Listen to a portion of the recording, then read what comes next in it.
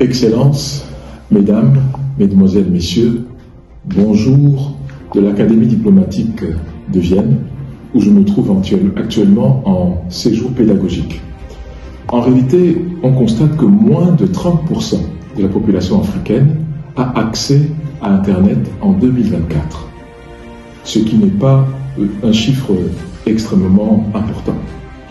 Les coûts de l'infrastructure du numérique sont 2 à 3 fois plus élevés en Afrique qu'en Europe par exemple.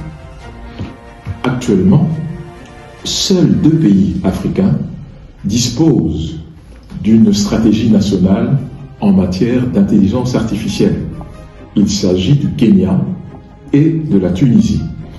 Au niveau des ressources humaines, nous aurons besoin de 200 000 data d'ici à l'année 2025. Et nous sommes déjà en 2024. Donc il faut, de ce point de vue, accélérer encore le rythme pour pouvoir arriver à quelque chose de satisfaisant. Maintenant, que peut faire l'État ou que peuvent faire les États africains? Je pense que c'est important. D'abord, il serait souhaitable que l'on convoque des assises continentales du numérique. Et ceci devrait se faire, de mon point de vue, de façon discrète et de façon extrêmement réservée. C'est-à-dire qu'il faut éviter d'aller à la presse dire tout ce qui se fait, car en réalité, personne n'a su, personne n'a vu les Chinois venir. Or, ils avaient une stratégie bien arrêtée, et on a vu simplement les résultats. Et donc, il serait souhaitable de focaliser l'enjeu majeur des États africains sur la maîtrise des composantes électroniques de l'intelligence artificielle qui sont, pour l'instant, entre les mains des pays du Nord ou des pays dits développés. Et alors, comment arriver à faire cela? Nous proposons qu'on puisse penser à des directions générales pour mieux asseoir la transition numérique. Les directions générales dans les pays qui auront pour objectif seulement l'intelligence artificielle.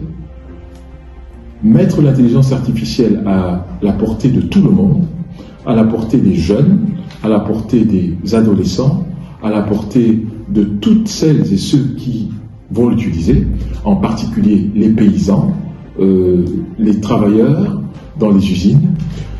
Alors, maintenant, le deuxième aspect, je viens d'en parler, qu'est-ce que l'État peut faire? L'État peut créer, par exemple, une banque qui soutient l'activité liée à l'intelligence artificielle. Même s'il ne faut pas créer de banque, on peut déjà prendre des banques, des PME qui existent, mais en fait élaborer une fenêtre de soutien qui elle-même travaille avec les start-upers qui auront déjà montré leurs preuves dans les incubateurs des universités, des lycées, des collèges techniques ou des collèges d'enseignement général. Maintenant, que faire par rapport au niveau des enseignements et des curricula? C'est important de changer les curricula en Afrique. C'est important de les imprégner de l'approche qui consiste à résoudre des problèmes. En anglais, on dit « problem solving capacity ».